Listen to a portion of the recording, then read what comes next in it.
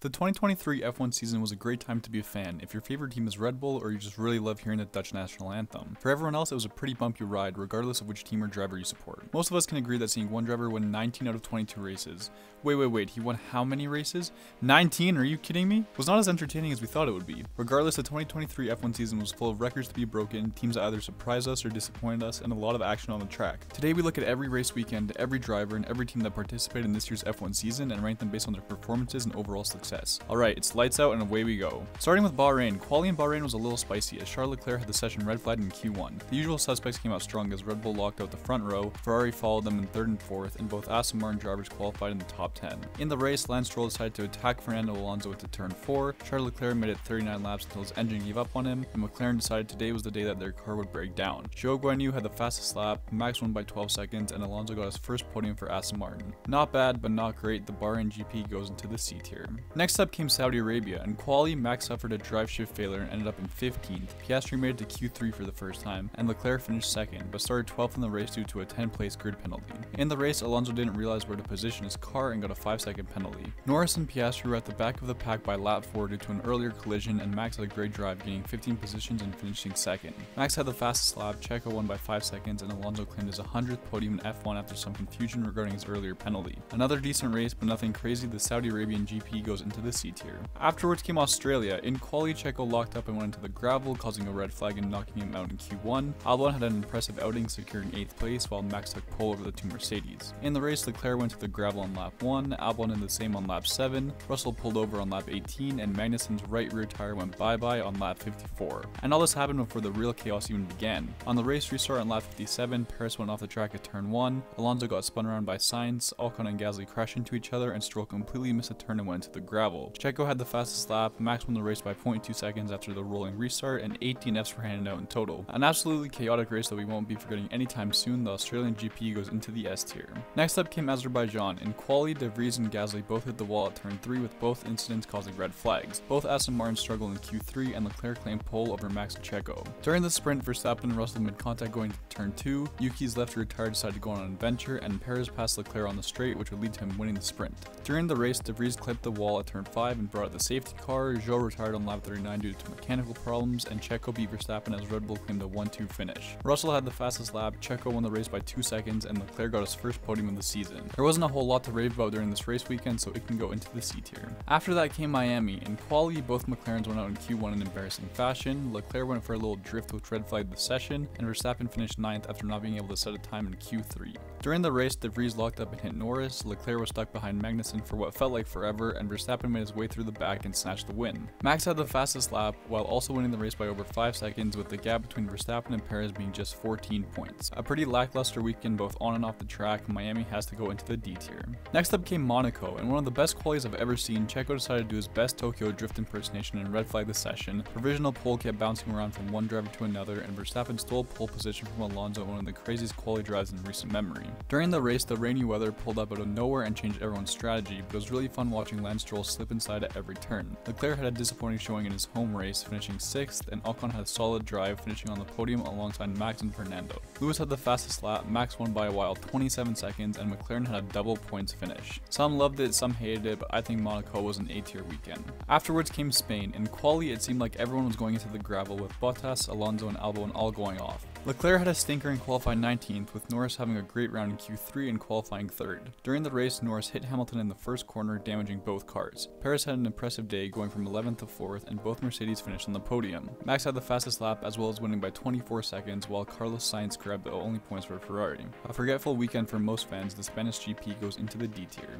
Up next was Canada. In quali, Zhou had a problem with his power unit causing a red flag. Sainz was found guilty of impeding Norris and Gasly and got a 3-place penalty, and Hülkenberg finished in a surprising 2nd place, but would start the race 5th due to a 3-place penalty. During the race, Sargent would retire, bringing out the virtual safety car, only to bring out the full safety car after Russell hit the wall. Albon did a great job defending his position, resulting in him finishing 7th, and Alonso grabbed yet another podium alongside Hamilton. Checo had the fastest lap, Max won by over 9 seconds, and Nico Hülkenberg went from 5th to 15th in a disastrous showing. Another lackluster weekend, the Canadian GP goes into the D tier. Afterwards came Austria. In quali, Bottas spun out and had Q1 red flagged, everyone had their lap times deleted due to track limits, points, and Haas and Williams impressed by qualifying 8th and 10th respectively. In the sprint, Checo came very close to hitting Max, Nico Hülkenberg was in second place for some time, and Ocon beat Russell by 9 thousandths of a second. During the race, Hülkenberg's car gave up on him, bringing out the virtual safety car. Perez made his way through the field and had a great battle with Sainz, and Leclerc would finish second after a very solid drive. Max had the fastest lap while also winning the race by 5 seconds, and Lando finished in a very impressive 4th place. A decent weekend overall, including the sprint race. The Austrian GP can go into the C tier.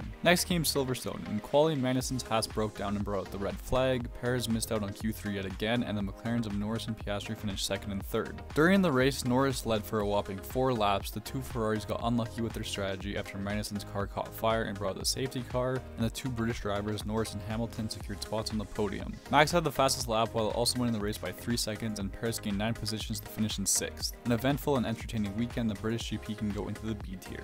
After that came Hungary. In quali, Russell got knocked out in Q1, Alonso squeezed into Q3 by 2 thousandths of a second, and Hamilton took his first pole in 2 years. During the race, Zhou rear-ended Ricciardo, who hit Ocon, who then hit Gasly, which resulted in both Alpines retiring. Norris and Perez fought hard for 2nd and 3rd, and Russell fought back from 18th to finish in 6th. Max had the fastest lap and also won the race by a whopping 33 seconds, which meant that Red Bull had broken the record for most consecutive wins by a constructor with 12.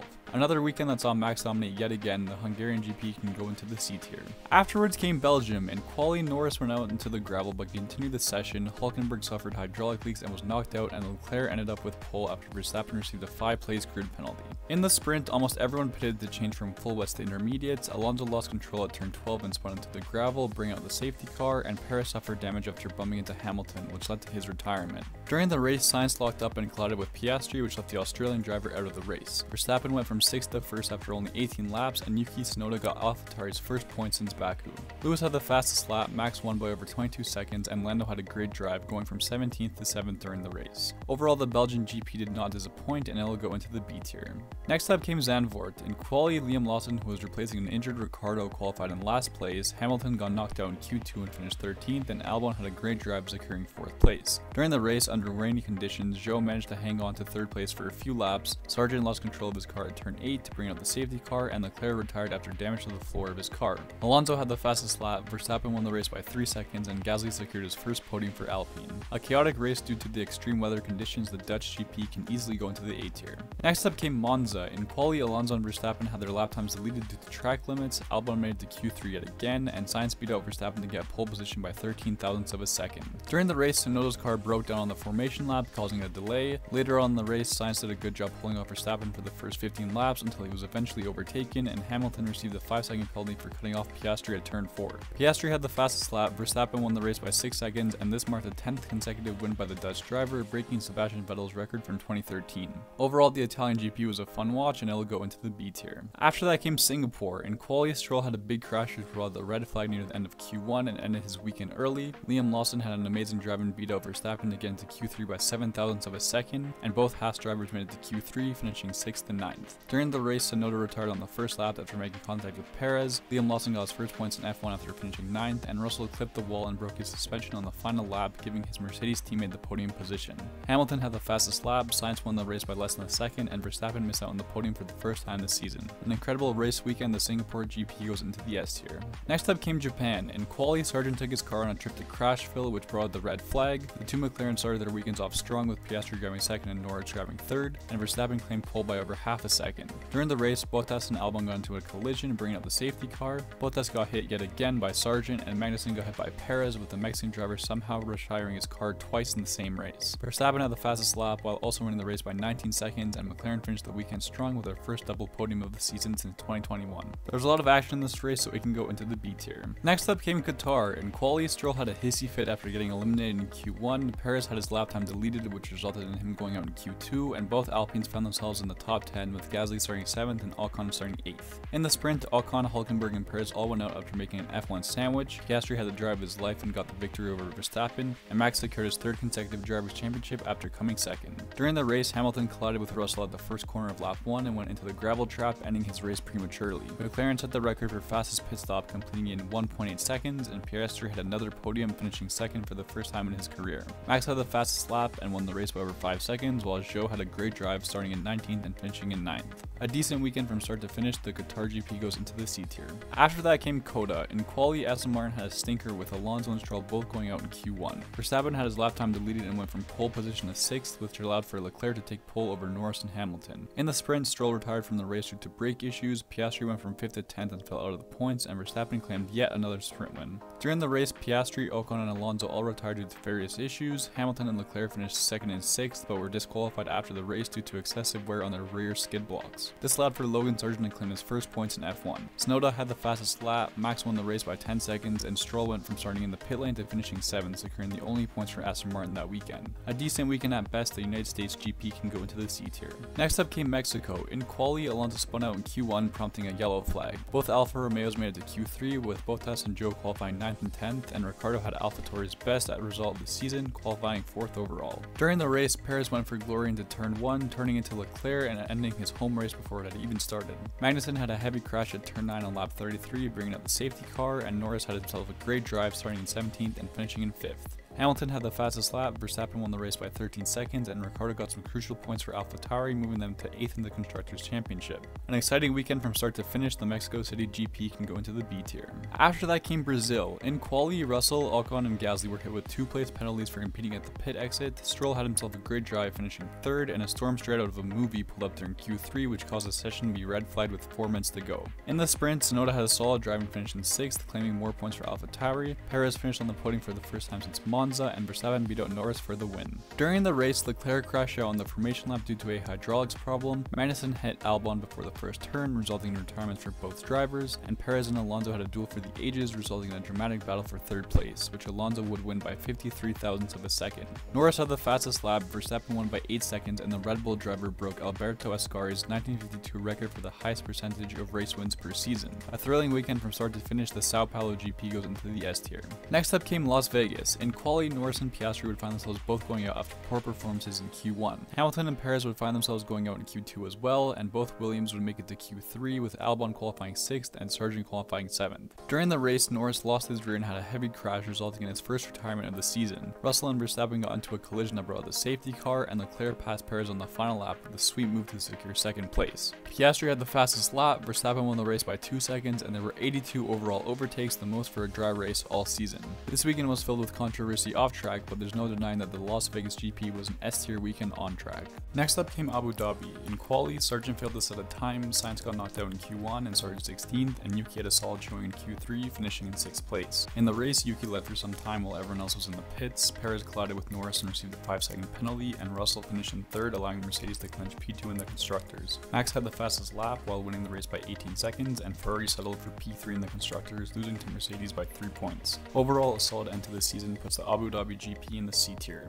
With all 22 races out of the way, it's time to rank all 22 drivers that participated in this year's season. Starting with Max Verstappen. Max Verstappen easily had the best season out of all the drivers, and one that will go down in the history books. Over the course of the season, he won 19 races, won 4 out of the 6 sprint races, got pole position 11 times, and had 8 fastest lap awards. His narrowest margin of victory came in Las Vegas, where he won by 2.07 seconds, and his largest margin of victory came in Hungary, where he won by 33.731 seconds. He broke the record for most wins in a season, most consecutive wins, most wins from pole in a season, and like 10 other records that I can't be asked to name. Without a doubt, this was his best season so far, and he easily slots into the S tier. Next up is Sergio Perez. Checo's season can be summed up in one word: inconsistent. His strong start to the season saw him win both the Saudi Arabia and Azerbaijan Grand Prix before falling off a proverbial cliff. His worst result came in Monaco, securing 16th place after a disastrous qualifying session, and he had retirements in both Japan and Mexico. By the time he got to Silverstone, he was on a 5-race streak of not making it to Q3. Overall, he finished 2nd in the Drivers' Championship, which is no easy feat, but when you're having poor results week in, week out, and the most dominant car in the grid, it's hard to turn a blind eye. Despite his efforts, Checo's season will be remembered by his failures, and that's enough to put him into the D tier. Next up is Lewis Hamilton. Hamilton had a pretty solid season considering the strength of the Mercedes car he was driving. His best result was 2nd place in Australia, Spain, and Mexico, with his worst result being 8th in Austria and Brazil. He retired in Qatar after colliding with Russell, and was unfortunately disqualified at Coda after a very solid race. Lewis finished with 7 podiums, 1 pole position, and 3rd overall in the Drivers' Championship for the first time in his career. A good season for the British driver. Hamilton can go into the B tier. Next up is George Russell. Russell had an underwhelming season in terms of race results and was pretty far off of Hamilton for most of the season. His only podium came in Spain, where he finished 3rd and didn't receive a single pole position all season. He had retirements in Australia, Canada, and Brazil, and his worst result came in Zandvoort, where he finished 17th. A very disappointing result in Singapore did not help his case either. Whether it was a case of bad luck or bad racing decisions, Russell's efforts this season put him to the C tier at best. Next comes Carlos Sainz, the only non-Red Bull driver to win a race this year. Sainz was very good for Ferrari. Sainz had a great drive in Singapore to claim his only race win, but also finished 3rd in Monza and Coda, and 3rd in the Austria sprint race to claim 3 more podiums for the season. An unfortunate sequence of events led him to finish 12th in Australia, his worst result of the season, and had his only retirement in Belgium, and a DNS due to a fuel leak in Qatar. 2 pole positions and a 4th place finish for Sainz in the Drivers' Championship makes for a great season from the Spanish driver. An amazing effort from an amazing driver. Sainz goes into the A tier.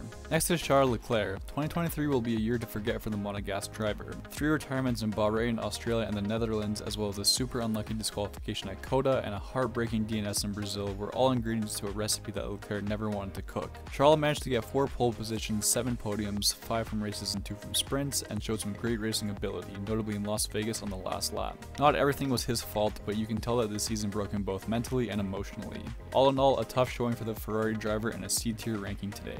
Next comes Lando Norris. Norris had a very rough start to the season, mostly due to how poor the McLaren was during that time. He missed out on the points in 5 of the first 8 races, finishing 17th 4 times. His luck began to turn around at Silverstone, where he secured his first podium of the season. 8 more podiums would follow, 6 from races and 2 from sprints, as Lando made the ultimate comeback of the season. A very scary crash in Las Vegas would be his only retirement of the season.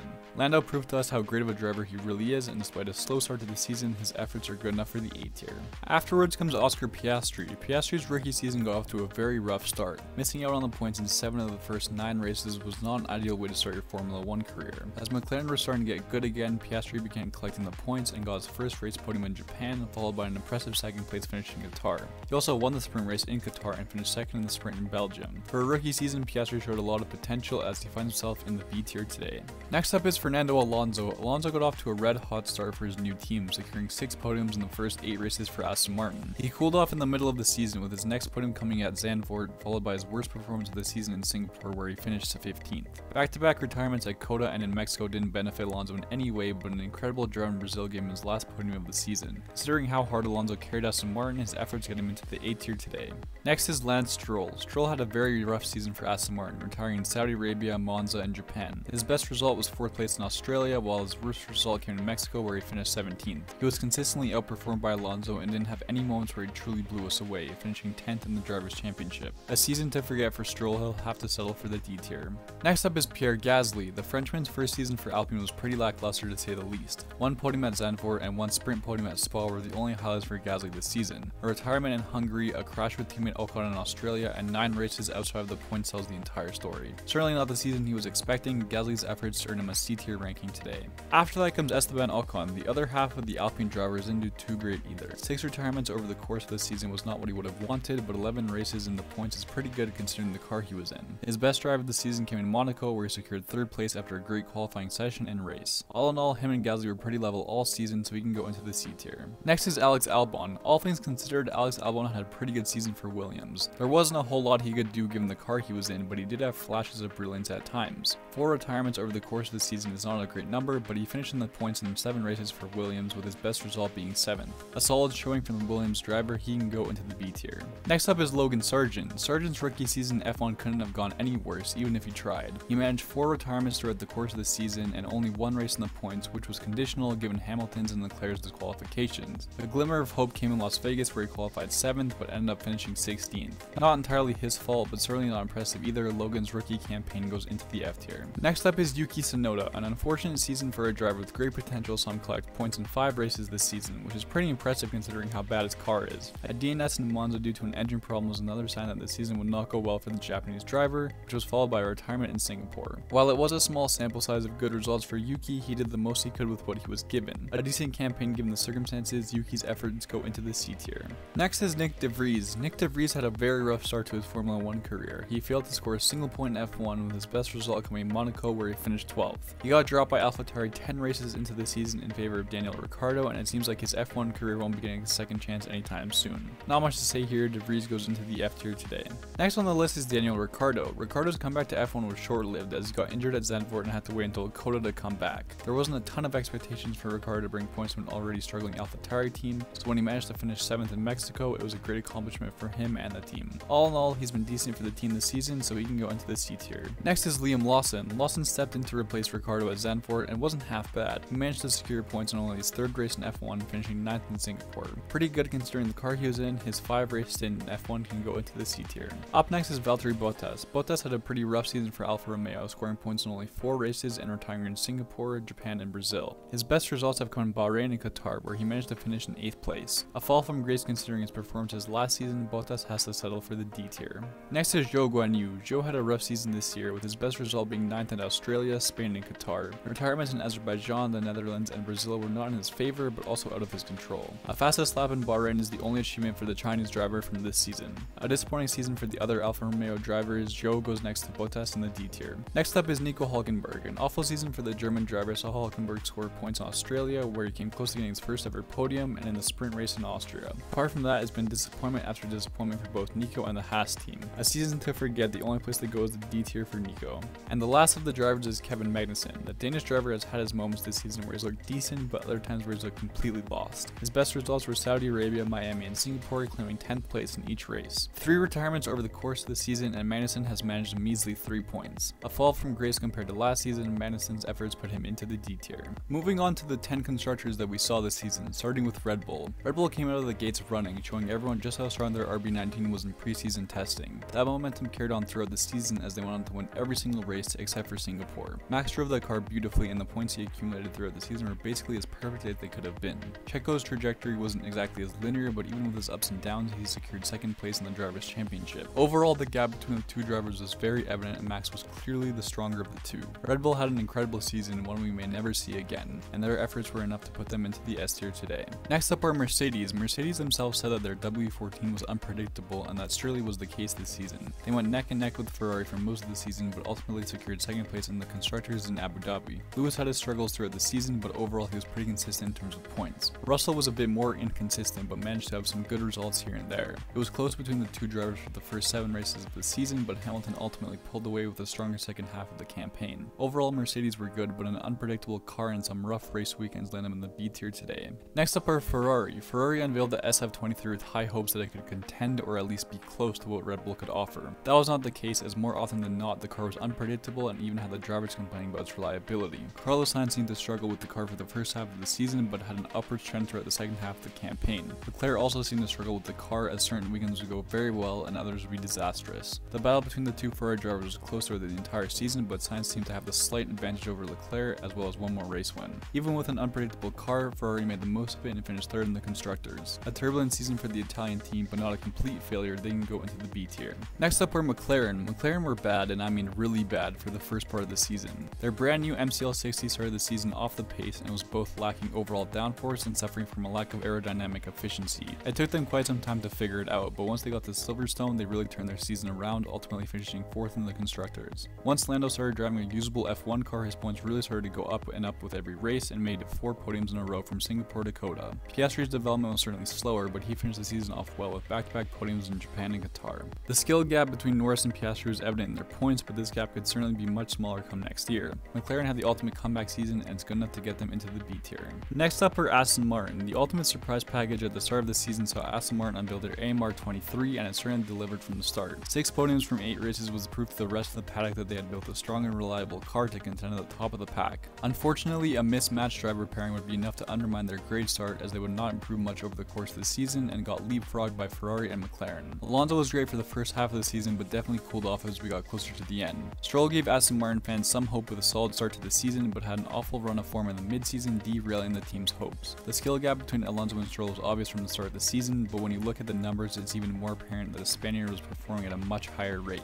Aston Martin had so much potential this season, and their dramatic rise and fall earns them a C-tier ranking today. Next up are Alpine. Alpine certainly had a tumultuous season, one that was filled with mistakes, accidents, and wasted potential. Alpine's A523 car had its challenges from the start of the season, but its biggest would have to be their considerably weak engine, which some thought was the worst on the grid. Both drivers had their problems with the car, and apart from a podium in Monaco for Ocon and a podium for Gasly at Zandvoort, there was very little to get excited excited about. Gasly had a rough start to the first half of the season, but started to slowly improve after Belgium. Ocon had his moment in Monaco, and then it was a slow climb for him for the rest of the season. Both drivers had their struggles over the course of the season, but it was Gasly that came out on top in the end, as the French team finished 6th in the Constructors. Overall, a rough season for both drivers in an underachieving car. Alpine find themselves in the D tier today. Next is Williams. Williams had a surprising season with some solid performances from Alex Albon and their new car, the Williams FW45, shining at low downforce tracks. Albon made the most of the car, securing 7th place in 2 separate outings. Alex had his moments of being stagnant, particularly at the start of the season, but started picking up some important points in the mid-season. Sargent tried his best throughout his rookie season, but his one single point did not help the team out very much. Overall, it was very clear who the better driver was and who has the keys to this team moving forward.